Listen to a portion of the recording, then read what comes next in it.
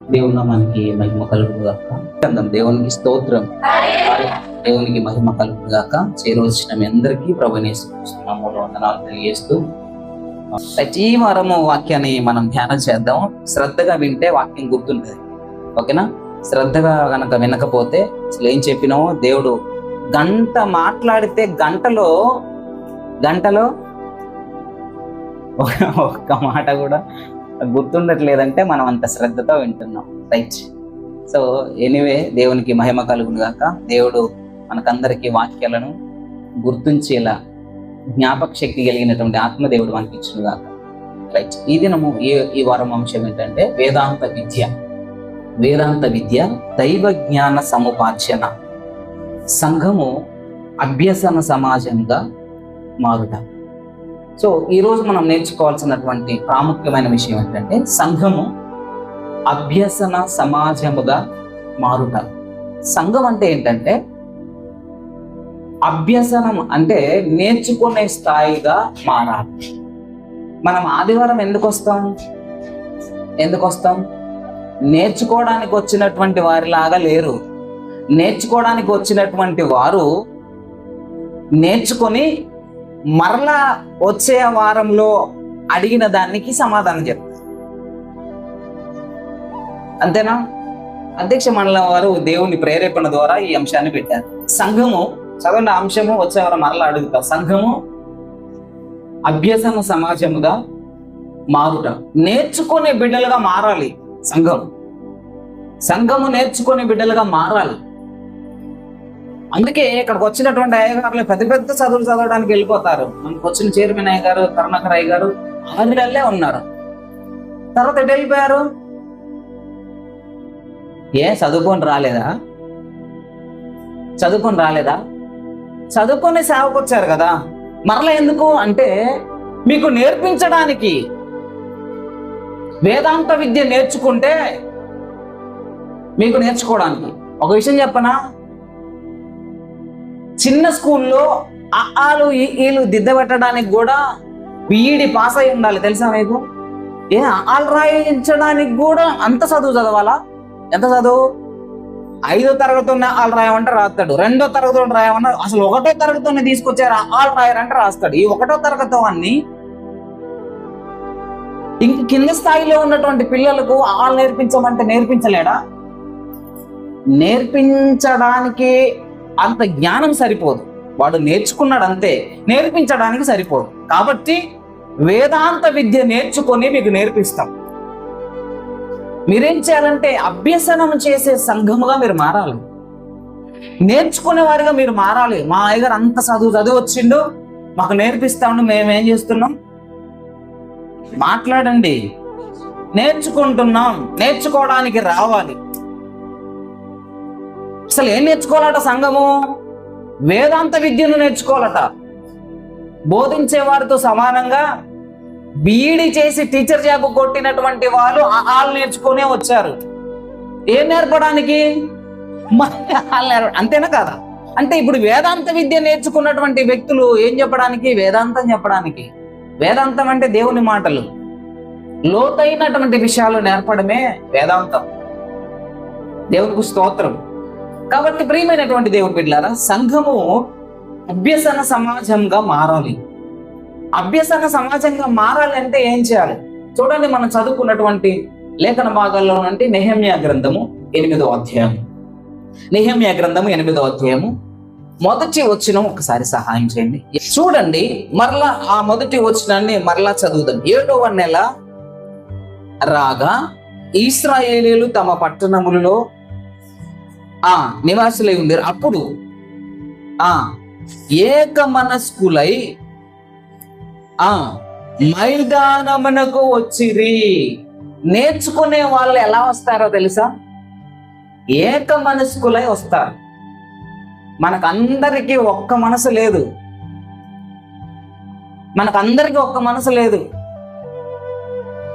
ఏక మనస్కులైతే నేర్చుకునే స్థాయిలోనికి వెళ్తారు. నేర్చుకోవడానికి వెళ్తున్నా అని, వాక్యము నేర్చుకోవడానికి వస్తున్నా అని మీరు గనక ఆలోచిస్తే దేవుడు మీకు నేర్పిస్తాడు. అంగన్వాడీలో గుడ్డు కోసం పోతాను అనుకునేటువంటి వాడికి అక్కడ ఏం చెప్తారో అర్థం కాదు. గుడ్డు ఎప్పుడు ఇస్తారని గుడ్డు కోసం చూస్తా ఉంటాం. అంగన్వాడీ పిల్లలు దేనికోసం చూస్తారు? అనారోగ్యం పోవడానికి వరకు వచ్చినటువంటి వారు ఎప్పుడు అయిపోయిందో ప్రార్థన చేసుకొని పోదామంటే ఇంకా కావట్లే.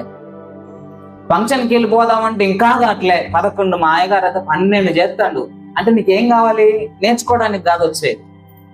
నేను వస్తున్నాం ఆదివారం కాబట్టి వచ్చి వెళ్ళిపోతున్నాం. చూడండి, ఏక మనస్కులై రావాలి దేవుని సన్నిధి. అందరికీ ఒకటే మనసు ఉండాలి. క్రైస్తవ్యం అని కుటుంబం అంటే కుటుంబంలో ఉన్నటువంటి వారందరికీ ఒకటే మనసు ఉండాలి. తిందాం రాండి అని అంటే అందరు కలిసి ఒకటే మనసుతో తినాలి. తిందాం. ఓకేనా? ఊరు వెళ్దాం అంటే అందరు కలిసి చక్కగా రెడీ అయ్యి ఊరు వెళ్తారు. ఏక మనసు అది. మందిరానికి వెళ్దామంటే అందరు కలిసి మందిరానికి వస్తారు. ఏక మనసు అది. నేర్చుకునే వారికి ఉండే లక్షణం ఏంటంటే ఏక మనసు ఉంటది. చూడండి, వారందరూ కలిసి ఎలా వచ్చారట?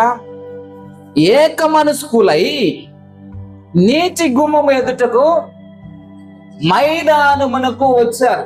వచ్చి ఏం చేస్తారో తెలుసా? 3వ వచనం ఒకసారి చూడండి.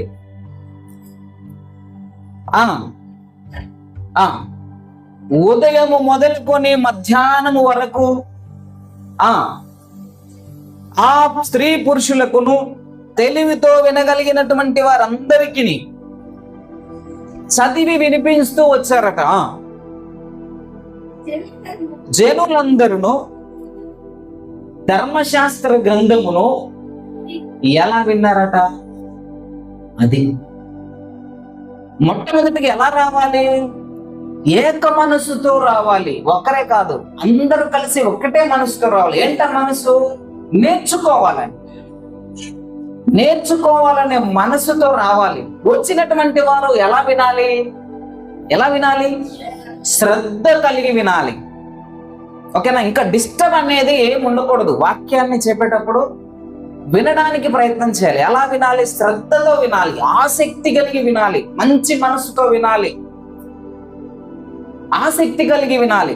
అలా వినగలిగితే నువ్వు నేర్చుకుంటావు. దేవునికి స్తోత్రం.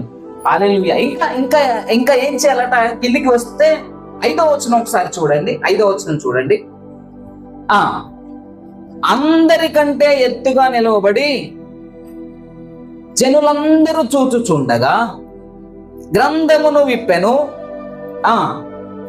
జనులందరూ నిలవబడ్డారంటే గ్రంథాన్ని విప్పగానే. ఎందుకు అందరూ నిలబడ్డారు? చూడండి, వారందరూ లేచి నిలబడ్డారట. వారందరూ నిలవబడిరి యెహోవాను స్తుతింపగా. చూసారా? నిలవబడ్డారట, చేతులెత్తారంట. ఆమేన్ ఆమేన్ అని పలుకుతున్నారట. శ్రద్ధతో వినాలి, నిలవబడాలి, చేతులెత్తాలి. ఇంకేం చేయాలట? ఆమేన్ అని చెప్పాలట.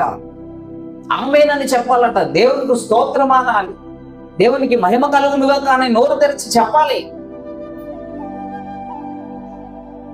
నీకు చెప్పడం రాకపోతే నేర్చుకోవాలి.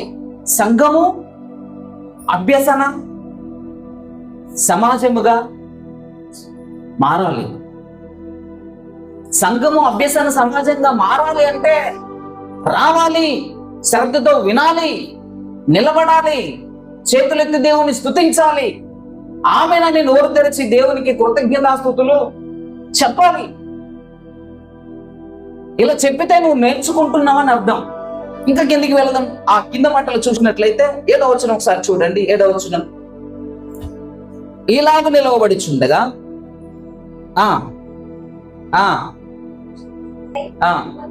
చూడండి, అదే 6వ వచనంలో వాళ్ళందరూ ఏం చేశారట? నేలకు ముఖములు వంచుకొని యెహోవాకు నమస్కారం చేశారు. ఆ భయం అనేది, ఆ గుండెల్లో ఆ భయం అనేది ఉండాలి. మందిరానికి రాగానే దేవునికి నమస్కారం చేయడం అనేది నేర్చుకోవాలి.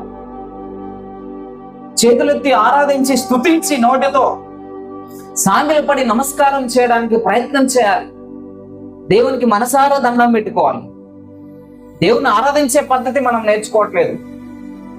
వేదాంత విద్యలో దేవుని వాక్యాన్ని ఎలా ధ్యానం చేయాలి, దేవుణ్ణి ఎలా ఆరాధించాలనే విషయాలు చెప్తారు. అవే మీకు చెప్పేది. మీరు నేర్చుకొని వచ్చి మీకు చెప్తా ఉంటే మీరేం చేయాలి?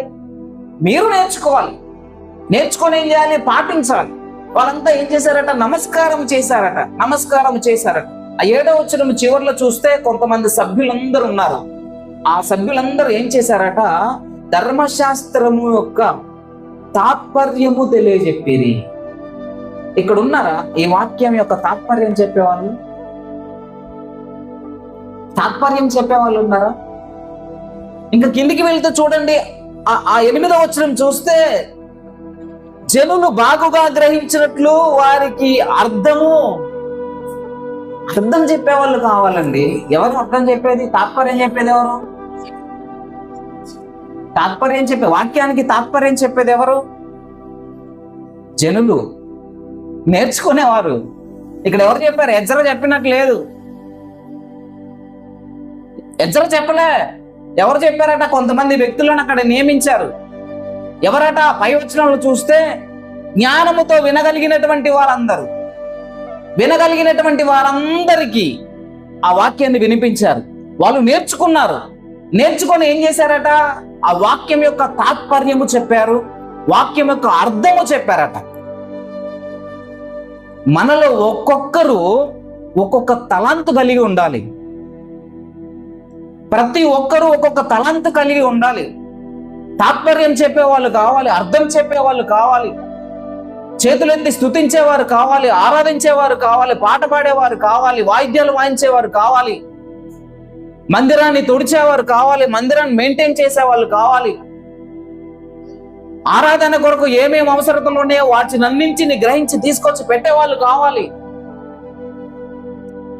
ఆదివారపు ఆరాధనకు ఆటంకం లేకుండా చూసుకునే వాళ్ళు కావాలి సంఘంలో. కాబట్టి ప్రియమైన దేవుని బిడ్డలారా, సంఘము అభ్యసన సమాజంగా మారాలి. సంఘం అభ్యసన సమాజంగా మారితే మీ ద్వారా అనేక కుటుంబాలు దేవుని సన్నిధికి వస్తాయి. దేవునికి మహిమ కలుగును గాక. అందుకే దేవుడు ఏమంటుందంటే, సంఘము అభ్యసన సమాజంగా మారాలి, నేర్చుకునే వ్యక్తులుగా మారితే ఇంకొకరు నేర్పిస్తారు. నేర్పేయడం కాదు, చూసి నేర్చుకుంటారు అంతే. ఈరోజు ఒక పాప వచ్చింది, మందిరానికి వస్తా ఉంటే, నేను లోపలికి వస్తా ఉంటే చూస్తాను. ఎలా వచ్చిందో తెలుసా? రావటమే మెట్ల దగ్గరికి వెళ్ళి మొక్కింది.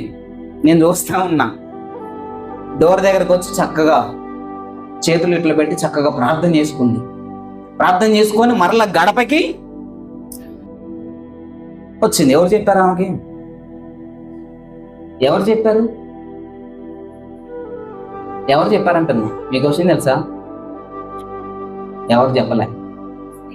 అది ఇలా ఎవరు చేశారు, ఎవరో చేస్తా ఉంటే ఆ పాప బాగా చూసింది. అంటే లోపలికి వచ్చేటప్పుడు ఇలా చెయ్యాలి అని ఆమెకు అర్థమైంది. అంటే ఇప్పుడు ఆ ఉద్దేశం ఏంది? నేర్చుకోవాలని ఎవరైనా చెప్పారా? అట్లా నేర్చుకోమని చెప్పలే. ఎలా వచ్చింది అంటే, మందిరానికి వెళ్ళేటప్పుడు ఇలా చెయ్యాలి అని నాకు అర్థమైంది. మరి మనకెందుకు అర్థం కావట్లేదు అంటున్నా. మందిరానికి వచ్చేటప్పుడు సమయానికి రావాలని నీకెందుకు అర్థం కాలేదు? నీ వెనక వచ్చేటోడు, వెనక అంత అయిపోయినాక వచ్చేటోడు ఉంటాడే, వాడిని చూడగానే ఏమనిపిస్తుంది తెలుసా? తర్వాత ఆయన పోవచ్చులే. ఒక బాగా అర్థమయ్యే విషయం ఒకటి చెప్పనా? మంచిని చూసి ఎవరు నేర్చుకోడు, చెడైతే తొందరగా అర్థమవుతుంది. ఇంతమందిని మధ్యలో ఎవరైనా ఒక లేచిపోయారు అనుకోండి, వెళ్ళిపోవాలని ఆలోచన కలిగిన కూర్చుని ఉంటారు చూడు, వాళ్ళకు కూడా ఏమనిపిస్తుంది అంటే, ఆమె వెళ్ళిపోయిందిగా, నాకు కూడా పని ఉంది. ఇంక చిన్నపిల్లల మనస్తత్వం చెప్పనా? క్లాస్ జరుగుతూ ఉంటే ఎవరన్నా సార్ అన్నారనుకోండి, మిగతా వాళ్ళు ఏమంటారు అంటే, ఎవడన్నా మొదలు పెడితే నేను కూడా మొదలు పెడతా అనుకుంటాడు. వాడికి కూడా వస్తూ ఉంటది, కానీ వాడు మాట్లాడు. ఎవరన్నా మొదలు పెడితే వాడిని చూసి, అరే ఎంతమంది పోతారా, నేను టీచర్ని కాబట్టి చెప్తున్నా, ఎంతమంది పోతారు, కూర్చో, ఒకళ్ళ తర్వాత ఒకళ్ళు పోవాలంటాడు సార్. అవునా కదా? అంటే ఇప్పుడు మిగతా వాళ్ళకి నేర్పించింది ఎవరు? ఎవడో ఒకటి దుష్టుడు ఉంటాడు, బైక్ లేచేటోడు. ఇప్పుడు ఇంత మంచి సంఘాన్ని చెడగొట్టేటోడు ఎవడో ఒకటి ఉంటాడు. వాడి కొరకే వాక్యం. వాళ్ళు ఏం చేయాలి? నేర్చుకోవాలి. ఇప్పుడు వాళ్ళని సరి చేయడానికి ఈ వాక్యం దేవుడు మాట్లాడుతున్నాడు. దేవునికి మహిమ కలుగును గాక. ఈ సంఘం ఏం చేయాలి అంటే ఏక మనసుతో మందిరానికి రావాలి, శ్రద్ధతో వాక్యాన్ని వినాలి, చేతులెత్తి దేవునికి కృతజ్ఞతాస్తుతులు చెల్లించాలి. ఆశీర్వాదపు వచనాలు మాట్లాడుతున్నప్పుడు ఆమేనని చెప్పాలి, ఆమేనని చెప్పాలి. ఇలా నేర్చుకున్నటువంటి వారు కొంతమంది తాత్పర్యం చెప్పాలి, కొంతమంది అర్థం చెప్పాలి, సేవకునికి సహకారిగా ఉండాలి. నువ్వు బాగా చేస్తా ఉంటే, అర్థం చెబుతా ఉంటే ఆయనకులాగా నేను కూడా చెప్పాలని ఇంకొకరికి అనిపిస్తుంది.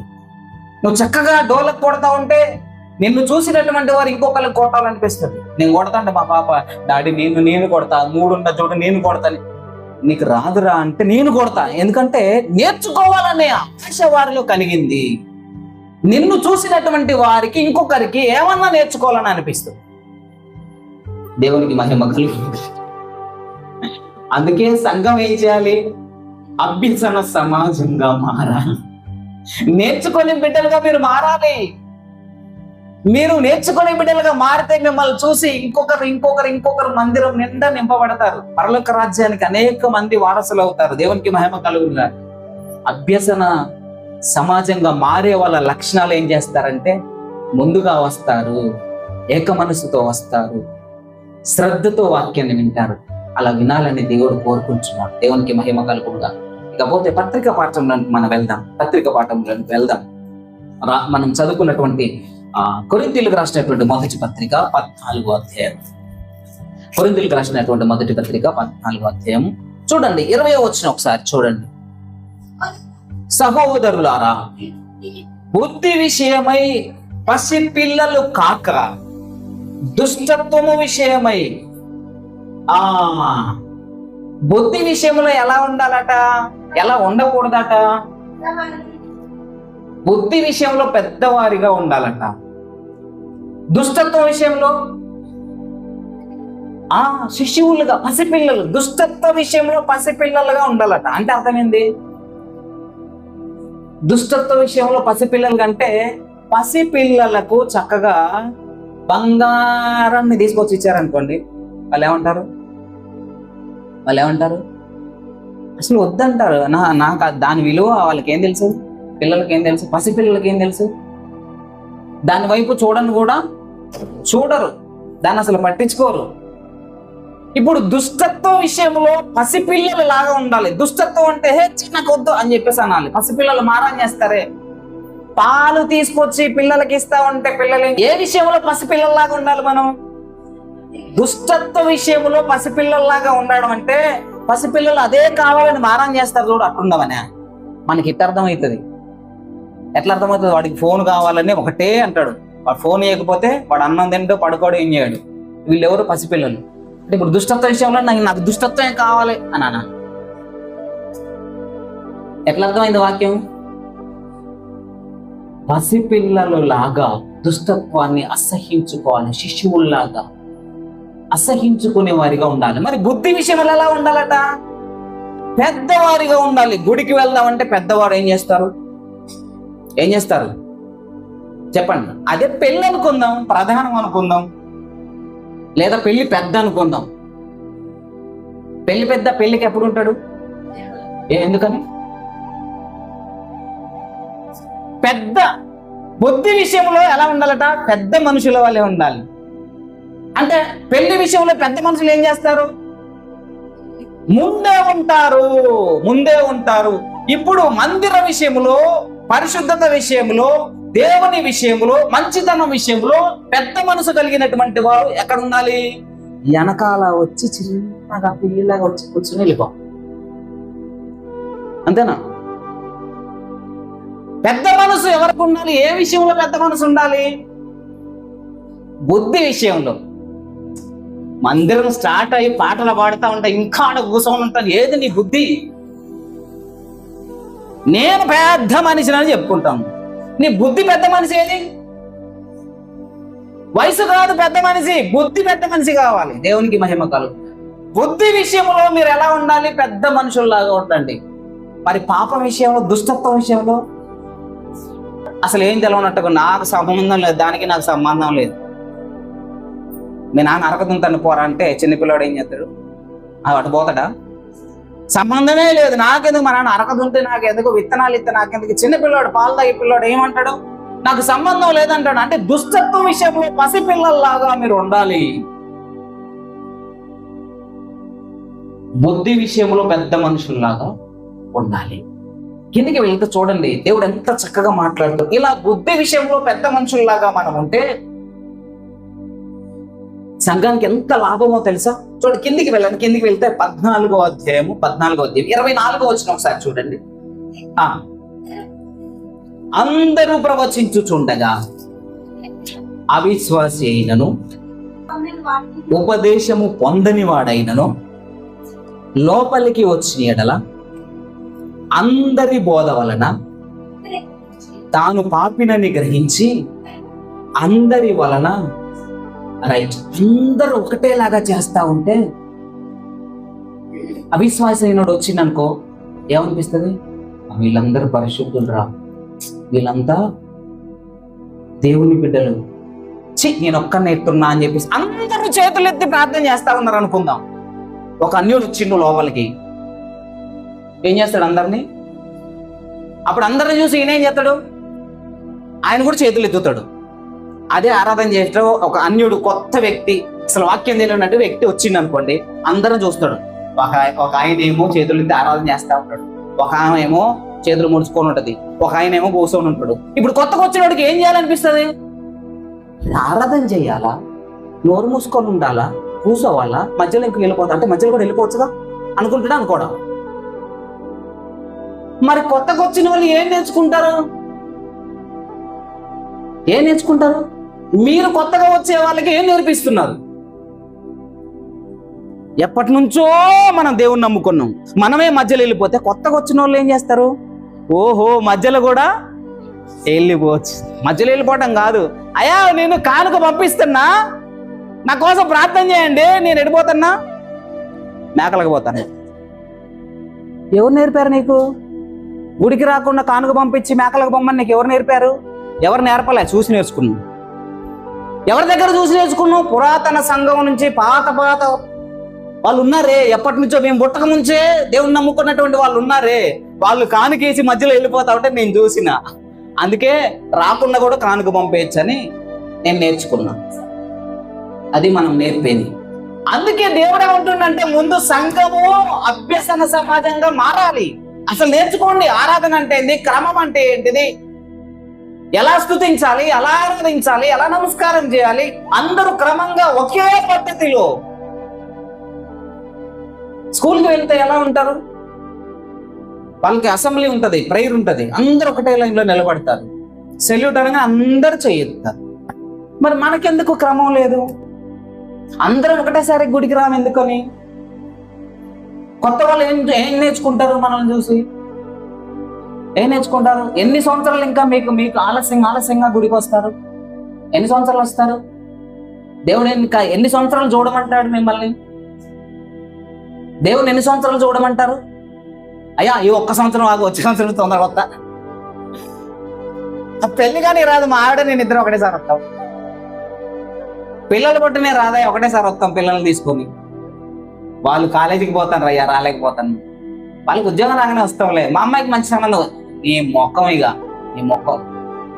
నువ్వు జీవితంలో రావు, ఇక జీవితంలో రావు. మరి ఇప్పుడే అది నువ్వు ఇప్పుడే చేయాలి, ఇప్పుడే ఆ పని ఇప్పుడే చేయాలి. సంఘము అభ్యసన సమాజంగా మారాలండి. మీరు నేర్చుకోవాలి, సంఘం నేర్చుకొని ఈ నేర్చుకున్నది ఇతరులకు చెప్పాలి. చూసారా ప్రియమైన దేవుని బిడ్డలారా, చదవండి మరొక్కసారి ఆ మాటను చదవండి. ఎవరైనా అటువంటి కొత్త వాళ్ళు లోనికి వస్తే వాళ్ళు ఏం చూసి నేర్చుకుంటారో చక్కగా మరొకసారి ఆ మాటను చదవండి. 24వ వచనం. అందరూ ప్రవచించుచుండగా అవిశ్వాసి అయినను ఉపదేశము పొందని వాడైనను లోపలికి వచ్చిన ఎడల అందరి బోధ వలన నేను వీళ్ళలాగా చేయట్లేదు, నేను పాపిని కదా అని అర్థం కావాలి కదా. అందరూ తెల్ల బట్టలు వేసుకొని వచ్చారు, నువ్వు ఒక్కడవి నల్ల బట్టలు వేసుకొని వచ్చినావు. ఆ నల్ల బట్టలు వేసుకొని వచ్చినప్పుడు ఏమనిపిస్తుంది? సిగ్గనిపిస్తుంది అని పేద ఇంతమంది తెల్లబట్టలు వేసుకొని వచ్చి నేను ఒక్కదాన్నే ప్రత్యేకంగా ఉన్నానంటే కొంచెం, అసలు కొంతమంది అయితే ఉండను కూడా ఉండరు, వెళ్ళిపోతారు. ఇంతమంది తెల్లవాళ్ళ నేనాడు ఉంటాను వెళ్ళిపోతారు, సిగ్గనిపిస్తుంది. అలాగే మందిరంలోకి ఒక నూతనమైనటువంటి వ్యక్తి, ఉపదేశం పొందిన వ్యక్తి వస్తే మనలందరినీ ఐక్యతగా దేవుని ఆరాధించడం, దేవుని స్తుతించడం, క్రమంగా కూర్చోవడం, దేవుని మాటలు వినడం, ఇవన్నీ చూస్తే వాళ్ళకి ఏమనిపించాలి? వీళ్ళంతా పవిత్రులు, వీళ్ళంతా పరిశుద్ధులు, వీళ్ళంతా దేవుణ్ణి నమ్మిన బిడ్డలు, నేనొక్కనే పాపినని విమర్శింపబడి మారు మనసు పొందేలాగా మన ఆరాధన ఉండాలి. దేవునికి మహిమ కలుగుండాలి. మన కూర్చునే విధానం, నిలబడే విధానం, మాట్లాడే విధానం ఎంత పీస్ఫుల్ గా ఉండాలంటే, ఎంత భయంతో ఉండాలంటే, ఎంత క్రమశిక్షణగా ఉండాలంటే అలా ఉండాలి. అలా ఉంటేనే నూతన ఆత్మలు నడిపించబడతాయి. ఈ నేర్చుకోవడం వలన, నువ్వు ఇలా క్రమంగా ఉండడం వలన ఇంకొకరికి నువ్వు నేర్పినవంటే, ఈ క్రమాన్ని ఇంకొకరికి నేర్పిన వాడివి అవుతావు కదా. అందుకే అందరూ ఒకటేసారి నిలబడగానే కూర్చున్న వాళ్ళకి ఏమనిపిస్తుంది? ఊరి అందరూ నిలబడరు, నేనే కూర్చున్నాని ఏమనిపిస్తుంది? లేవాలనిపిస్తుంది. అందరు కూర్చున్నారనుకో, ఒక్కడే నిలబడ్డాడు అనుకో, అందరు కూర్చున్నారు కానీ నేను కూడా కూర్చుంటానే, ఆ నిలబడ్డ వ్యక్తి కూడా కూర్చోవాలనిపిస్తుంది. అంటే వీళ్ళందరూ నేర్చుకున్నటువంటి వారు, నూతనంగా వచ్చినటువంటి వాడికి మన క్రమము ద్వారా, మనము నేర్చుకున్నటువంటి విధానము ద్వారా వారిని కూడా నేర్చుకునే విధానములోకి మన నడవలేక వారికి ఉపయోగపడాలి. దేవునికి మహిమ కలుగును గాక. చూడండి కింద 25వ వచనం చూసినట్లయితే, అందువలన దేవుడు నిజంగా మీలో ఉన్నాడని ప్రచురము చేయుచు అతడు సాగిలపడి దేవునికి నమస్కారము చేయును. ఇప్పుడు ఏం చేస్తాడట? వెళ్ళి చెప్పాల్సిన అవసరం లేదు, మా దేవుడు గొప్పోడండి, అసలు మా మందిరంలో ఆరాధన ఎట్లా జరిగిద్దో తెలుసా, ఎంత క్రమంగా జరిగిద్దో తెలుసా, మేమందరం లేచి నిలబడతాం, స్తుతిస్తాం, అందరం ఒకటే సమయానికి వస్తాం అని చెప్పాల్సిన అవసరం లేదు. వాళ్ళు వచ్చి చూస్తే అర్థమవుతుంది. మనం ఏ టైంకి వస్తానో, ఏ టైంకి కూర్చుంటానో, ఏ టైంకి నిద్రపోతానో, ఏ టైంకి లేచి వెళ్ళిపోతానో, ఎవరెవరి మధ్యలో వెళ్ళిపోతానో, ఎవరెవరు మధ్యలో వస్తానో, అందరి గురించి ఆ కొత్తగా వచ్చినటువంటి వాళ్ళకి అర్థమవుతుంది. అప్పుడు ఏమంటారు తెలుసా? నా చిన్నప్పుడు మా అన్న ఏమన్నాడంటే, సరైనటువంటి తెలివితేటలు లేకపోవడం, ఎవడరా నీకు చదువు చెప్పేటప్పుడు, ఎవడరా నీకు చదువు నేర్పింది అనేది. అందుకే దేవుడు ఈరోజు ఏం మాట్లాడుతున్నారు తెలుసా? సంఘము అభ్యసన సమాజంగా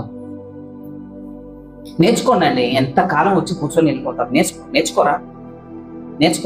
ఎంతకాలం నేర్చుకుంటారు? ప్యాడ్, కీబోర్డు, ఎంతకాలం వచ్చి కూర్చొని వెళ్ళిపోతారు? నేర్చుకోండి. ఆరాధన చేయడం నేర్చుకోండి. బైబిల్ తప్పులు లేకుండా స్పష్టంగా చదవడం నేర్చుకోండి. సమయానికి ముందే దేవుని సన్నిధికి రావడం నేర్చుకోండి. అయిపోయేంత వరకు కదలకుండా కూర్చోవడం నేర్చుకోండి. ఎవరన్నా మాట్లాడితే దేవుని సన్నిధి మాట్లాడకూడదని చెప్పడం నేర్చుకోండి. అందరూ కలిసి ఒకటే క్రమంగా దేవుని ఆరాధించడం నేర్చుకోండి. ఇంకెప్పుడు నేర్చుకుంటారు? వేదాంత విద్య పొందినటువంటి వ్యక్తులు, చైర్మన్ అయ్యగారు వచ్చి చెబితేనే నేర్చుకుంటారా? ఎవరు చెప్తే నేర్చుకుంటారు? నాకు ముఖ్యమంత్రి గారు వచ్చి ఆ విద్య పెడితేనే నేను నేర్చుకుంటా అంటే కుదురుద్దా? కుదరదు. నేర్చుకోవాలని ఆశ ఉంటే ఎవరు నేర్పినా నేర్చుకుంటారు. నేర్చుకోవట్లేదా? ఎంత పెద్ద భూషణం తాత అయినా, అయ్యో ఇది ఏందో రావట్లేదు, ఒకసారి కూడా అని ఫోన్ నీ చేతికిస్తాడు. ఎందుకని? నేర్చుకోవాలనే ఆశ ఉండాలి కానీ నేర్పించేటోడు చిన్నోడా, పెద్దోడా, పనికి మాలినోడా, చదువురానోడా అనేది ఏం చూడరు. నేర్చుకోవాలనే ఆశ కలిగినటువంటి వారు నేర్చుకోవాలనే ఆశతో పాటే అన్ని నేర్చుకుంటారు, వ్యక్తులను చూడరు. కాబట్టి ప్రియమైన దేవుని బిడ్డలారా, మీరు ఆ క్రమాన్ని చేసే విధానాన్ని బట్టి వాళ్ళు ఏం చేస్తారట? దేవుని నమ్ముకుంటారట. చదవండి, మరొక్కసారి ఆ మాటను చదవండి. దేవుడు నిజముగా మీలో ఉన్నాడని, నిజంగా మీలో దేవుడు ఉన్నాడు అని వాళ్ళు ప్రచారం చేస్తారట. చూడండి, ప్రచురము చేయుచు అతడు సాగిలపడి దేవునికి నమస్కారము చేస్తాడు. మీరు నేర్చుకుంటే ఇంకొకళ్ళు నేర్చుకుంటారు. నువ్వే నేర్చుకోకపోతే ఇంకోటికి రాదు. మీరు ఎందుకు దేవుని సన్నిధికి వచ్చేదంటే నేర్చుకోవడానికి రావాలి. మీరు నేర్చుకోవాలి, మీరుండే క్రమాన్ని బట్టి ఇంకొకరు అలవాటు అవ్వాలి.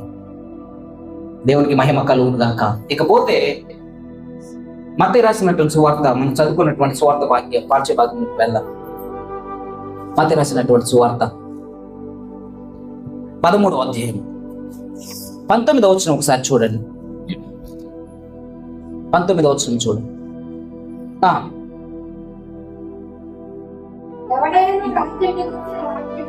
ఎవడైనను రాజ్యము వచ్చినటువంటి వాక్యము వినియు గ్రహింపక ఉన్న ఎడల,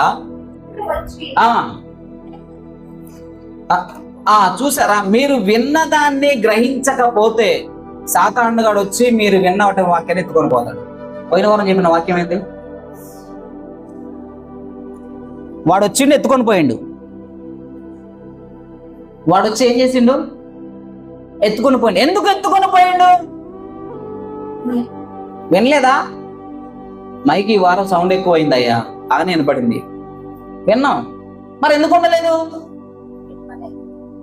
గ్రహించలేదు. విని కూడా గ్రహించకపోతే దుష్టుడు వాని హృదయములోని విత్తబడిన దానిని ఎత్తుకొని పోవును. ఎవడయ్యా అంటే త్రోవ ప్రక్కన విత్తబడిన వాడు వీడి కదా. విత్తనాల ఉపమానం దేవుడు చెప్పాడు కదా, విత్తువాని ఉపమానం. త్రోవ పక్కన పడినటువంటి విత్తనం కలిగినటువంటి వాడు ఎవడయ్యా అంటే, వింటారు. ఎందుకు వినరు? అందరూ వింటూనే ఉన్నారు. వినే వాళ్ళంతా దేవునికి స్తోత్రం. వినపడట్లేదా? సరే, గ్రహించే వాళ్ళంతా దేవునికి స్తోత్రం చెప్పండి. అందరం కలిసి దేవునికి స్తోత్రం చెప్దాం మరొకసారి గట్టిగా. మీరు వినే వాళ్ళ, గ్రహించే వాళ్ళు? అబ్బా, వెరీ గుడ్. వచ్చే వారం అడుగుతా, మీరు ఎంత విన్నారో, ఎంత గ్రహించారో, మీ అంతరంగంలో ఎంత వాక్యం స్థిరపడిందో వచ్చే వారం తెలుస్తుంది. సాతానుగాడు మీ హృదయంలో ఉన్నటువంటి వాక్యం అనే విత్తనాన్ని ఎత్తుకొని పోయాడో లేదో వచ్చే వారం తెలుస్తుంది.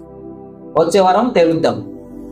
ఇప్పుడు ఏం చేయాలి? వాక్యాన్ని వినడం ముఖ్యం కాదు, గ్రహించాలి. వాక్యాన్ని విని గ్రహిస్తే అది మన అంతరంగంలో స్థిరంగా ఉంటుంది. చదవండి, కిందికి వెళ్తే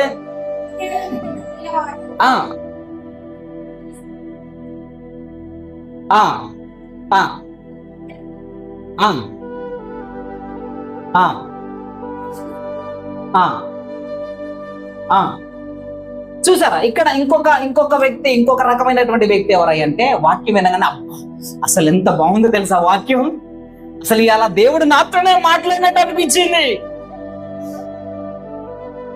అనే సంతోషపడతారు. ఎవరు వీళ్ళు? బయటికి పోగానే ఏమంటారు తెలుసా, నువ్వు కనుక చేస్తున్నావు లేరు, పెద్ద పంతులు అయిపోయాడు, వీడే పెద్ద అయ్యగారండి, వీడు అయ్యగారు అనేది ఫీల్ అవుతాడు పెద్ద అని అనేసరికి తుస్సు ఉంటది వాక్యం అంతా. ఇక మళ్ళీ వచ్చే వారం కనపడ్డి. ఇక ఎందుకంటే నన్ను తిడతాను రాయ్యా, బయట హెచ్చడి చేస్తాను రాయ్యా, నన్నే కావాలని అంటాను రాయ్యా. ఇప్పుడు వాక్యం ఏమైంది? వినగానే అబ్బా అలా ఉండాలి, ఇలా ఉండాలని అనిపించింది, ఉద్రేకం వచ్చింది. కానీ బయటికి పోయిన తర్వాత ఉండదు అది. ఎందుకని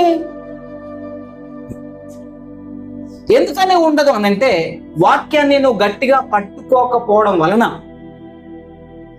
వాళ్ళు వీళ్ళనే మాటలను బట్టి నీ వాక్యం నీ హృదయంలో ఉండదు. వినటానికి మాత్రం వింటారు కానీ పాటించరు. బయటికి వెళ్ళి వాళ్ళు ఎవరైనా ఏమని అనుకుంటే నాకెందుకు, నేను వాక్య ప్రకారంగా జీవించాలి, వాక్య ప్రకారంగా బ్రతకాలి, దేవుని కొరకే బ్రతకాలనే తీర్మానం కనుక నీకుంటే, అప్పుడు నువ్వు రాతి నేలన పడిన వ్యక్తి విత్తనం లాగా నీకు ఉండవు. వీళ్ళెవరై అంటే, ఏమన్నా గట్టిగా అమ్మో ఏమో కనుక పాట పాడుతుందమ్మా ఈ మొహం చూడు అంటే ఇంకోసారిగా జీవితంలో బయట పట్టుకోదు. ఇక వీళ్ళలో వాక్యము ఫలించదు. ఇక్కడ వింటారు చక్కగా, వాక్యం వినగానే వీళ్ళకి ఏమనిపిస్తుందట? సంతోషం అనిపిస్తుందట. అబ్బా అసలు అయ్యగారండి, నిజంగా అయిపోయిన తర్వాత వాళ్ళు పట్టలేరు, సంతోషం పట్టలేక అయ్యగారండి అబ్బాయి దేవుడు నాతో మాట్లాడినట్టు అనిపించింది, అసలు ఆ హృదయం అంతా నెమ్మది అయిపోయింది అయ్యా, నాకు మంచిగా అనిపించింది అయ్యా అని వీళ్ళు సంతోషపడతారు. మరి ఇంత దేవుడు మాట్లాడిన తర్వాత ఇంటికి వెళ్ళిన తర్వాత నీ వారం రోజుల జీవితంలో సతమతమైపోతున్నాం ఎందుకు? ఈ వాక్యం అక్కడ పని చేయట్లే, ఈ మందు పని చేయట్లే కదా, పని చేయట్లే. అందుకనే ఏరు లేనందున ఏమైంది? ఎండిపోతుంది. మరి ఇంకొక కేటగిరీ ఉన్నారు, ఇంకొక కేటగిరీ చూద్దాం. ఇక మొండ్ల పొదలను విత్తబడిన వాడేవాడనగా వాక్యము వినివాడే గాని ఐహిక విచారమును ధనమోహమును ఆ వాక్యమును అణిచివేయును గనుక. ఇంకొక వ్యక్తి ఎవరో తెలుసా? వాక్యం వింటారు, అబ్బా బాగుందయ్యా వాక్యం, అసలు నిజంగా మీరు వచ్చిన తర్వాత మేము ఎంత బలపడ్డామో, అసలు మీరు వచ్చిన తర్వాత మీ మాటలు వింటామంటే, మీ వాక్యం వింటామంటే మేము చాలా బలపడ్డామయ్యా, చాలా బలపడ్డాము. కానీ ఏమనుకోకుండా అయ్యా, ఆదివారం ఖచ్చితంగా మీ పనికి వెళ్ళాలి, ఇబ్బంది అవుతుంది, ఏమనుకోవాలంటే కొంచెం అప్పులు ఉన్నాయి. అవునా? ఏమైంది మరి వాక్యం? ఐహిక విచారములు చదవన్న మాటను, ధన మోసం కాదు, మోహం అంటే ఆశ, డబ్బు మీద ఆశ ఉన్నటువంటి వారు వాక్యాన్ని వింటారు, సంతోషంగా ఉంటారు, బాగానే ఉంటారు. కానీ డబ్బు మీద ఆశ ఉన్నటువంటి వారు మందిరాన్ని వదిలిపెట్టి వెళ్ళిపోతారు. ఎంత ఆరాధన వదిలిపెట్టారు, బలారాధన వదిలిపెట్టి వెళ్తారు, ఎంత మంచి కార్యక్రమమైనా వదిలిపెట్టి వెళ్ళిపోతారు. వీళ్ళల్లో వాక్యము ఫలించదు, వీరిలో ఆశీర్వాదాలు ఉండవు. వీళ్ళకి ఏముంటదంటే ఐహిక విచారం అంటే మనసు బాగలేదు, ఇంకా హృదయం బాగలేదు, డబ్బులు లేవు, ఇంట్లో మా ఆవిడ బాగలేదు, లేదా నా కొడుకు బాగలేదు, నాకు అంతా పిచ్చి పిచ్చిగా ఉంది, గుడికి రావాలనే ఆలోచన లేదు, అన్ని ఐహిక విచారాలు. దాని గురించో దీని గురించో, పంట గురించో, కొడుకు గురించో, కోడల గురించో, మనవడు గురించి, మనవరు ఏయో మొత్తం చెత్త చెదారం అంతా మనసులో పెట్టుకొని గుడికి రాదు. ఇదొక కోవకు చెందినటువంటి వ్యక్తులు అయితే, ఇక డబ్బు పిచ్చి ఉన్నటువంటి వాళ్ళు అసలు మందిరంలో అడుగు కూడా పెట్టరు. పిచ్చి మోహం, ఈ ధనమోహం ఉన్నటువంటి వారు వాక్యానికి లోబడరు. పోనీ ఎప్పుడైనా ఒక్కసారి వాక్యము వినపడింది అనుకో, వీళ్ళు ఎలా ఫీల్ అవుతారట? అసలు మామూలుగా ఫీల్ అవ్వరు. అయ్యా నా హృదయం పొంగిపోయిందయ్యా అంటారు, మస్తు గొప్పగా చెప్తారు. మరి వస్తారా? ధనం వదిలిపెట్టి వస్తారంటే రారు. ఇంట్లో ఎన్ని పరిస్థితులు ఉన్నా వదిలిపెట్టి దేవుని సన్నిధికి వస్తారంటే రారు. వీళ్ళు నిష్ఫలులు, వీళ్ళకి ఫలితము ఉండదు, నిత్య రాజ్యానికి వీరు వారసులు కారు. మరి ఇంకెవరయ్యా అంటే ఆఖరిగా ఇంకొక విత్తనం ఉంది, చదవండి ఆ మాట. మంచి నేలలో విత్తబడినటువంటి విత్తనం ఏంటంటే వాక్యాన్ని వింటారు, గ్రహిస్తారు, దాని ప్రకారంగా నడుచుకుంటారు. ఎన్ని పరిస్థితులు వచ్చినా, ఐహిక విచారాలు వచ్చినా కొట్టేస్తారు. ధనమోహం వీళ్ళకు ఉండదు. వాళ్ళు తిడతారు, వీళ్ళు తిడతారు అని ఉండదు. పాట పాడుతా ఉంటే నన్ను బయట ఎగ్గులు పెడతాననే ఆలోచన వీళ్ళకు ఉండదు. నువ్వు పాట పాడితే లేనిపోనంత చికాకు నువ్వు పాడకాని అన్నా కూడా, మొక్క మీద చెప్పినా కూడా వాళ్ళు ఆగరు. నీ వల్ల సంఘానికి నష్టం వస్తుంది అన్నా కూడా వాళ్ళు ఆగరు. నువ్వు ఎందుకు రాబోయేది గుడికన్నా వాళ్ళు ఆగరు. వాళ్ళు ఏం చేస్తారో తెలుసా? చెప్పండి. నూరంతలు ఫలిస్తారు, ఎవరి వైపు వాళ్ళు చూడరు. ఒక అరకద్దు ఎద్దుంది అనుకుందాం, విత్తనాలు పెడతా ఉన్నారు, చక్కగా అరక దుంతాము. పక్కన ఖాళీగా ఉన్నటువంటి ఆవులు, గేదెలు చాలా ఉన్నాయి, పచ్చగడ్డి మేస్తా ఉన్నాయి. వీటి ఆలోచన ఎక్కడ ఉంటది? నేసేమీ తింటుందా? తాట తీస్తాడు అటు తిరిగితే. వంకర తిరిగింది మీరు దాన్ని ఏమంటారు? మొక్కలకి దాన్ని చేస్తారు కదా, కాదు, మొక్కల మధ్యలో గడ్డిని తీసేస్తారు, దాన్ని ఏమంటారు? గుంటగా తోలుతారు, గుంటగా గొర్ర, సరే ఏదో ఒకటి. మొత్తానికి దానికి ఇట్లా ప్లేట్లు ఉంటాయి కదా, దాని చెట్టు మొదలు నుంచే వెళ్తుంది అది, ఆ ఐరన్ది. ఓకేనా? ఒకవేళ ఎద్దు కనుక తన్నదనుకో, మొక్క ఈపు. ఇప్పుడు వీళ్ళ కాన్సన్ట్రేషన్ ఎక్కడ ఉండాలి? ఎద్దు కాన్సన్ట్రేషన్ ఎక్కడ ఉండాలి? నేను కదిలితే ఒక మొక్క లేచిపోయింది, నా ఈపు చాపైద్ది కనుక ఎవడేం చేసుకున్నా, ఎవడేం తిన్నా, ఎవడేం ఎగిరినా నాకు మాత్రం చెప్పండి. ఎందుకంటే ఈపు వెనకాల అసలే నన్ను దున్నే వ్యక్తి చేతిలో కర్ర ఉంది, నన్ను వాయించుతాడు. కాబట్టి నేను ఎలా వెళ్ళాలి? ఈ లైన్ ఎలా ఉందో అలా స్ట్రైట్ గా వెళ్ళాలి. అటు ఇటు చూడకుండా నేను వెళ్తా. నేను ఎవరి వైపు చూడాలి? నా వెనక నన్ను నడిపించే నా కాపరి వైపు నేను చూడాలి. ఈ పిచ్చి పిచ్చి ఎగురుతున్నటువంటి లేగలు ఎగురుతా ఉంటాయి, మధ్యలో దూరతా ఉంటాయి, వస్తాయి రావా, ఎగురుతూ ఉంటాయి, అరుస్తూ ఉంటాయి, కొట్టుకుంటూ ఉంటాయి. వీళ్ళ మనసు లాగుతూ ఉంటది, ఈ ఎడ్ల మనసు లాగుతూ ఉంటది. కానీ నిజమైనటువంటి ఆవులు, ఎడ్లు ఎటువైపు కూడా చూడవు. దేవునికి కావాల్సింది ఇలాంటి వారి గట్టిగా చెప్పండి. నువ్వు ఎలా ఉన్నా, నేను ఎలా ఉన్నా, అరే రారా పోదాం అంటే వత్తనత్తరు, ఒక్క నిమిషం, ఒక్క పాట అయిపోయినా కొత్త అయిపోయా. ఏముంది, వాక్యం లేదు, ఆరాధన లేదు, అంతా అయిపోయా. దానివల్ల కలిపి వీళ్ళు నూరంతలు ఫలించరు. నేను చెప్పట్లే ఈ మాట, వీళ్ళు నూరంతలు ఫలించరు. ఎవరైతే వాక్యాన్ని విని దాన్ని గ్రహించి దాని ప్రకారంగా నడుచుకొని ఆయన వైపు చూస్తూ వెళ్తారో వీరు ఎలా ఉంటారు? నూరంతలుగాను, 60 30 దేవునికి మహిమకరంగా వాళ్ళు వాడబడతారు. గట్టిగా చప్పట్లు పెట్టి దేవుని మహిమపడతారు. ఇంటిలో ఆశీర్వాదం, కుటుంబంలో ఆశీర్వాదం, సంఘంలో ఆశీర్వాదం, అడుగు పెట్టిన ప్రతి స్థలంలో ఆశీర్వాదం. 100 60 30 దేవుడు ఆశీర్వాదం వేస్తా ఉంటది. ఎలా? వాక్యాన్ని విని గ్రహించి వాక్య ప్రకారంగా నడుస్తూ, లోకం వైపు చూడకుండా, ఐహిక విచారముల వైపు చూడకుండా, ధనమోహ వైపు చూడకుండా, నీ ఆశలన్నింటిని అణుచుకొని, నీ కోరికలన్నింటిని అణుచుకొని, నీ వెనక నేను నడిపిస్తున్నటువంటి కాపరి కర్ర పట్టుకొని నేను నడిపిస్తున్నాడు. నా ద్వారా ఆయన పంటకు నష్టం జరగకుండా ఏక మనసు కలిగి నాకు చూపెట్టినటువంటి గురి వైపే, గురి యొద్దకి నేను పరిగెత్తాలి అనే ఆలోచన కలిగినటువంటి వాడు 100 ఫలిస్తాడు. దేవునికి మహిమ కలుగును గాక. అందుకే ఇప్పుడు సంఘం ఏం చేయాలి? అభ్యసన సమాజంగా మారాలి. దేవునికి మహిమ కలుగును గాక. ఎలా మారాలి? నేర్చుకునే వ్యక్తిగా మారాలి.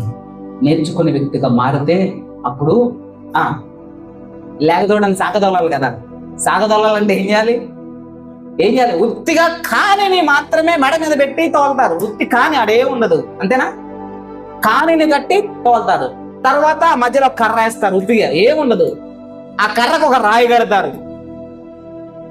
అవునా? ఇంకొంచెం బరువు పెడతారు. అప్పుడు తర్వాత అరక, అప్పుడు తర్వాత బండి. అప్పుడు ఎలా ఉంటుందో తెలుసా? పర్ఫెక్ట్ గా అయినటువంటి ఎడ్లు ఎలా ఉంటాయో తెలుసా? అరక గట్టి వదిలేస్తే కరెక్ట్ గా చైన్ దగ్గరికి వెళ్ళి అక్కడ నిలబడి అక్కడ ఆగుతాయి. అవి వెనక్కి చూస్తూ ఉంటాయి, మా కాపరి ఇంకా రావట్లేదు, మా యజమాని ఇంకా రావట్లేదని చూస్తూ ఉంటాయి. మరి మా పిల్లలు ఎందుకు వచ్చి మా పాస్టర్ ఇంకా రావట్లేదని చూడట్లేదండి? ఏనే ముందు ఉరకాలి కర్ర పట్టుకొని, ఎక్కడికి? పొలం కాడికి పోయి అంటే అప్పుడు వాహమ్మ వచ్చిండ్రు, ప్రేమైన దేవుని బిడ్డలారంటే వచ్చిండు బాధిన పాత్రలు, కర్ర ఉంది అసలు, ముళ్ళు కర్ర ఉందని. ఇప్పుడు అప్పుడు ఏం చేస్తాయి ఎడ్లన్నీ? అప్పుడు స్నానానికి పోతాయి. కర్ర తీసుకొని వాయించితే మళ్ళీ ఎందుకు రాకముందే ఈయన టవల్ తీసి ముళ్ళగర్ర తీస్తా ఉంటే ఎక్కడికి పోవాలి? కాని దగ్గరికి పోయి కాని కింద తల పెట్టాలి. అది సరైన ఎద్దు అంటే. ఈ ఎద్దు వలన కాపరికి లాభం. అప్పుడు ఇట్లా అంటాడు ఎద్దుని, ఏమంటాడు? నా ఎద్దండి, ఇది దున్నకపోతే నాకు పంటలు. ఆ ఎద్దు గనక గాయమైతే కాపరి ఏడుస్తాడు. ఆ ఎద్దు గనక మేత మేయకపోతే కాపరి బాధపడతాడు. ఆ ఎద్దు తెల్లారి లేవకపోతే అది మాట్లాడేది కాదు, కానీ దాని గురించినటువంటి బాధ ఆ కాపరికి మాత్రమే తెలుస్తుంది. మీ గురించి మీ కాపరి ఎంత బాధపడుతున్నాడో తెలుసా మీకు? నేను పొలానికి వచ్చి ఇంతసేపు అయినా కూడా ఒక్క ఎద్దు గాని ఒక ఆవు గాని రావట్లేదని ఎన్ని సంవత్సరాలు ఈ సంఘం అనే పొలంలో వ్యవసాయం చేయాలి, ఈ వ్యవసాయం వలన ఒక్క పంట గింజ కూడా రావట్లేదని నీ కాపరి ఎంత బాధపడుతున్నాడో తెలుసా? నా సంఘానికి ఎప్పుడు ఆకాశపు వాక్యంలో నిప్పి వర్షం కురిపిస్తావయ్యా, నేను వేసినటువంటి విత్తనాలు ఎప్పుడు మొలకెత్తుతావయ్యా, అవి ఎప్పుడు ఫలిస్తాయి, వాటిని నా పిల్లలు ఎప్పుడు తినాలి అని మీ కాపరి బాధపడట్లేదా? నీకు అర్థం కావట్లేదు ఆ విషయం. వాక్యాన్ని విని గైకొన్నటువంటి వాడు 100 ఫలిస్తారు. నా పిల్లలు ఎలా ఉండకూడదు అంటున్నాడు తెలుసా? కీర్తన భాగం 1వ కీర్తన. దుష్టుల ఆలోచన చొప్పున నడవక, పాపుల మార్గంలో నిలవక, యెహోవా ధర్మశాస్త్రము ఆనందించుచు దివారాత్రములు దానిని ధ్యానించువాడు. చూసారా ఎలా ఉందని? దుష్టులు ఆలోచించుకున్న నడవద్దు. మీరు దుష్టులు ఎన్నో రకాలుగా ప్రవర్తిస్తూ ఉంటారు, వాళ్ళలాగా మీరు ఉండొద్దు. మీకు ఎందుక సినిమాకి పోదామని ఒకడంటాడు, బారుకు పోదామని ఒకడంటాడు, డాన్స్ వేద్దామని ఒకడంటాడు. ఇవన్నీ మీకు ఎందుకు చెప్పి ఆడ కూర్చుందాం రా, ఆ మూల మీద కూర్చుందాం, ఆ మోరి మీద కూర్చుందాం, ఆడ్డ మీద కూర్చుందాం, ఆడ ఈడ అంటే అంటారు. 100 మంది 100 రకాలుగా అంటారు. నువ్వు నేర్చుకునేవాడివి. నిన్న ఒక కాపరి కాస్తా ఉన్నాడు. మీరు బయట కనపడితే, ఎవరి ఎద్దన్న బయట కనపడింది అనుకో, ఆ కాపరి ఏం చేస్తాడు తెలుసా? అరే మా ఎద్దు ఇక్కడికి ఎందుకు వచ్చింది అని గబగబా ఎద్దు దగ్గరికి వెళ్ళి ఎద్దుని పట్టుకొని, చెవు పట్టుకొని, అవసరమైతే తాడు కొనుక్కొని మరలా దాన్ని ఏం చేస్తాడు? ఇంటికి తెచ్చుకుంటాడు. మీరు బజార్లో కనపడతా ఉంటే మీ కాపరికి బాధ అనిపించదా? మీరు చెడు మాటలు మాట్లాడుతూ ఉంటే మీ కాపరికి బాధ అనిపించదా? మీరు ఆశీర్వదింపబడకుండా రోజు భేద స్థితిలోకి వెళ్తా ఉంటే మీ కాపరికి బాధ అనిపించదా? మిమ్మల్ని కాచేవాడికి ఎంత బాధ ఉంటే మిమ్మల్ని కన్నటువంటి తండ్రికి ఎంత బాధ ఉండాలి. అందుకే ఏం చేయాలో తెలుసా? అతడు నీటి కాలంలో ఎవరైనా నాటబడినదే ఆకు వాడక ఫలం చెట్టు వాళ్ళు ఉండాలి అంటే యెహోవా ధర్మశాస్త్రం ముందు ఏం చేయాలి? దేవుని వాక్యం ఏం చెప్తుందో తెలుసా? దివారాత్రములు దానిని ధ్యానించాలి. నేర్చుకునే వాడిగా నువ్వు ఉండాలి. ప్రేమైన దేవుని బిడ్డ, సంఘమా, మీరు నేర్చుకునే వారిగా ఉండాలి. మీకు నేర్పడానికి ఒక మంచి కాపరి వచ్చాడు మీ దగ్గరికి. మీరు నేర్చుకుంటానంటే నేర్పించడానికి, ఓపికతో నేర్పించడానికి ఒక మంచి కాపరిని దేవుడు మీ ఎద్దుకు నడిపించాడు. మీరు సద్వినియోగపరచుకుంటే జ్ఞానవంతులు అవుతారు. దుర్వినియోగపరచుకుంటే ఇంకా నేనేం అనలేను. సంఘము అభ్యసన సమాజంగా మారును దాకా మనము ఆలోచించిన ప్రతి ఆలోచన దేవుడు సఫలపరచుడు దాకా. ఎవరి ఆలోచన దేవుడు సఫలపరుస్తాడు తెలుసు? వాక్యాన్ని వినాలి, వాక్యాన్ని వినాలి, శ్రద్ధతో వినాలి, వాక్యాన్ని నేర్చుకోవాలి, వాక్యాన్ని పాటించాలి. అప్పుడు మనం చేసే ప్రతి పని అతడు చేయునదంతయు సఫలం చేస్తాడు. వ్యర్థం కాదు. ప్రియమైన దేవుని బిడ్డ, నువ్వు చేసే ప్రార్థన, నువ్వు వచ్చి కూర్చున్నటువంటి సమయం, నువ్వు విన్నటువంటి మాటలు దేవుడు వ్యర్థం చేయడు. నీ సమయాన్నంతా దేవుని కొరకు వెచ్చించిన చూడు, నీకు వడ్డీతో సహా దేవుడు కట్టిస్తాడు. ఆమేన్. అతడు చేయునదంతయు సఫలమగు. కాబట్టి దేవుడు మన పట్ల అద్భుతాన్ని జరిగిస్తాడు, ఆశ్చర్యాన్ని జరిగిస్తాడు. మనం నేర్చుకుని బిడ్డలుగా ఉంటాం. నేర్చుకున్నాం దేవుని పాదాల చెంత కదా. మరి అన్ని పనులున్నా వచ్చి యేసయ్య పాదాల చెంత కూర్చొని నేర్చుకో. ఉత్తమమైన దాన్ని ఎంచుకున్నదని దేవుడు అన్నాడు. మార్తా, నీవు అనేకమైన పనులు పెట్టుకున్నావు, అవి పనికిరాని, అన్ని పనికొచ్చేది ఇది ఒక్కటే అని దేవుని పాదాల చెంత కూర్చొని మరియ నేర్చుకున్నది. ఆయన దగ్గర దేవుని మాటలు నేర్చుకున్నది. మనం నేర్చుకున్నాం. ఉదయాన్నే ఆదివారం చక్కగా ఆరాధనకు తొందరగా వద్దాం, ఆయన సన్నిధిలో లేచి నిలబడదాం, ఆయనకు కృతజ్ఞతాస్తుతులు చెల్లిద్దాం, చేతులెత్తి ఆరాధన చేద్దాం. ఒక క్రమంగా అందరూ చేతులెత్తి ఆరాధిస్తా ఉంటే క్రమంగా ఉంటుంది. అందరూ చక్కగా ఒక లైన్ లో కూర్చుంటే క్రమంగా ఉంటుంది చూడటానికి. అందరూ ఒకటేసారి ఆరాధన ప్రారంభంగానే ఆ ఇళ్లలో నుంచి లైన్గా వస్తా ఉంటే అంత క్రమంగా ఉంటుంది. ఆరాధన అయిపోగానే అందరూ బైబిల్ పట్టుకొని ఇళ్ళకి వెళ్తా ఉంటే ఎంత క్రమంగా ఉంటుంది. చూసే వాళ్ళకి అంతా చాలా అందంగా కనిపిస్తుంది. అప్పుడు వాళ్ళకి ఏమనిపిస్తుందో తెలిసి, నేనే పాపిని వాళ్ళంతా అనిపిస్తుందట. అప్పుడు వాళ్ళందరూ మీ దేవుడే నిజమైన దేవుడు అని సాగిలపడి నమస్కారం చేస్తారు. కాబట్టి మనం అలా చేద్దాం. దేవుడు అలాంటి కృప, అలాంటి దీవెన, అలాంటి జ్ఞానం మనకందరికీ అనుగ్రహించుగాక. ప్రార్థించుకుని, కృపా కనికరమ కలిగిన దేవా, మీ ఘనమైన నామములు. వేదాంత విద్య సంఘము అభ్యసన సమాజంగా మారాలి. అవునయ్యా, మా బిడ్డలు నేర్చుకోవడానికి రావట్లేదయ్యా. మీరేమన్నా ఇస్తే తీసుకొని పోదామని వచ్చారు. అయ్యా నాకు అనారోగ్యం, ఆరోగ్యం ఇస్తాను, నువ్వు ఇస్తే తీసుకుంటావు. మరి నేర్చుకోవా, నన్ను స్తుతించవా, నన్ను ఆరాధించవా, నన్ను గణపరచవా, ఒక క్రమం లేదంటే నాకెందుకయ్యా, నువ్వు ఎత్తి తీసుకో. ఏందయ్యా ఈ బాధ? మీరెంత బాధపడుతున్నారో తెలియదు, కానీ నడిపించే కాపరికి గుండెల్లో బాధ, చెప్పుకోలేనటువంటి బాధ. నా సంఘం ఇంకా ఎప్పుడు క్రమంలోనికి, క్రమశిక్షణలోనికి నేర్చుకునే బిడ్డలుగా ఎప్పుడు వస్తారని వేదన పడు. నా బిడ్డల్ని కనికరించండి అయ్యా. ఈ వారపు వర్తమానం ద్వారా నా బిడ్డల్ని బలపరుస్తారని ఆశిస్తూ, ఈ దినం కొంతమంది వ్యక్తులనైనా మీ పాదాల చెంత నేర్చుకునే బిడ్డలుగా తయారు చేయండి. ఆ నేర్చుకున్నటువంటి వారు వారి అనుదిన జీవితాల్లో పాటిస్తూ ఉంటే చూసేటువంటి వారు, మేము పాపులము, మీరు నిజమైన బిడ్డలు, దేవుని బిడ్డలు, మాకు కూడా మీలాంటి భాగ్యాన్ని ఇస్తారా, మీ దేవుని కొరకు, మీ దేవుని దగ్గర మా గురించి ప్రార్థన చేస్తారని అనేక మంది నడిపించబడతారు. ప్రభువా, ఈ వర్తమానం ద్వారా మా బిడ్డల్ని బలపరచడానికి వందనాలు.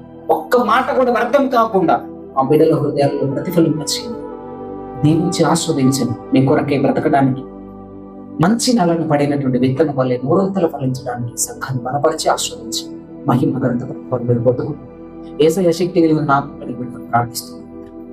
ఆమేన్.